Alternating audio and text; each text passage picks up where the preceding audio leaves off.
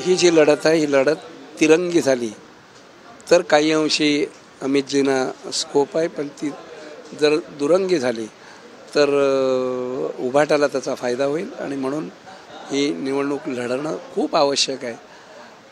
आणि ते समीकरण आम्ही समजावून सांगितलं तर त्यांची इच्छा होती हे सामोपचाराने कुठेतरी मिटलं पाहिजे. राजसाहेबसुद्धा आपले सगळ्यांचेच मित्र आहेत, पण मी म्हटलं जर हे समीकरण असेल तर आम्ही जी निवडून येणं कठीण आहे. मग ते म्हणाले आपण राजसाहेबांकडे जा, त्यांना ही सगळी तुमची भूमिका समजवा आणि ते जे काही निर्णय घेतील.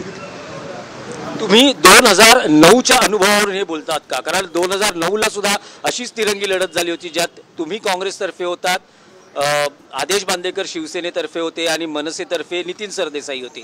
त्यात सरदेसाईंचा विजय झाला होता. तर हाच एक समीकरणाचा भाग आहे.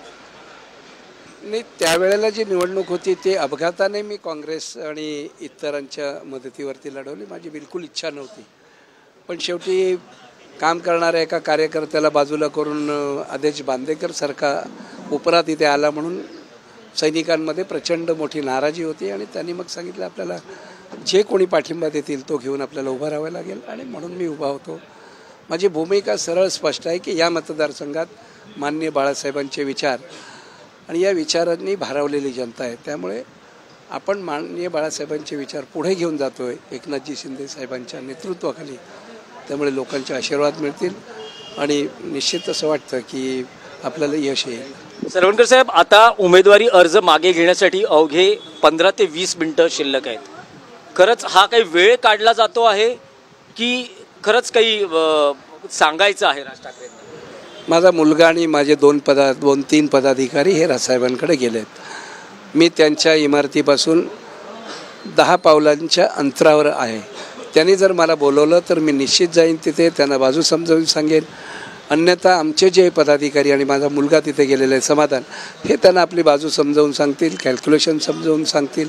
शेवटी त्यांचा निर्णय. पण राज ठाकरे थेट तुमच्याशी का बोलत नाहीत? कारण तुम्ही उमेदवारात इतका मोठा अनुभव, तुम्ही 3 टर्म आमदार राहिलेले आहात, तर तुमचा मुलगा त्यांना समजवतोय पण ते तुम्हाला भेटत नाही. नाही भेटत नाही तसं नाही. मुलगा वगैरे गेलेलं, त्यांनी जर मला बोलवलं तर मी निश्चित जाईन. आता त्यांनी बोलवल्याशिवाय जाणं हे कितनं उचित आहे, ते बोलवतील असा विश्वास आहे. ते बोलवल्यावरती जाईन आणि त्यांना मी हे जे सगळं समीकरण आहे ते समजवून. सकाळी तुम्ही पत्रकार परिषदेत त्याग हा एक शब्द वापरलात, तर अशा वेळेस त्यागाची भावना कार्यकर्त्यांचं काय म्हणणं आहे? कार्यकर्त्यांचंही हेच म्हणणं आहे का? असं आहे की आमच्या सगळ्यांची भावना हीच आहे की राज्याचे मुख्यमंत्री पुनश्च एकनाथजी शिंदेसाहेब झाले पाहिजे आणि म्हणून मनसेने अनेक ठिकाणी महायुतीच्या विरोधी उमेदवार उभे केले होते. माझी अट होती की ही उमेदवार त्यांनी माघार घ्यावी, म्हणजे तिकडनं काही आमदार वाढतील आणि मग एखादा मला जर त्याग करावा लागला तर माझी तयारी होती.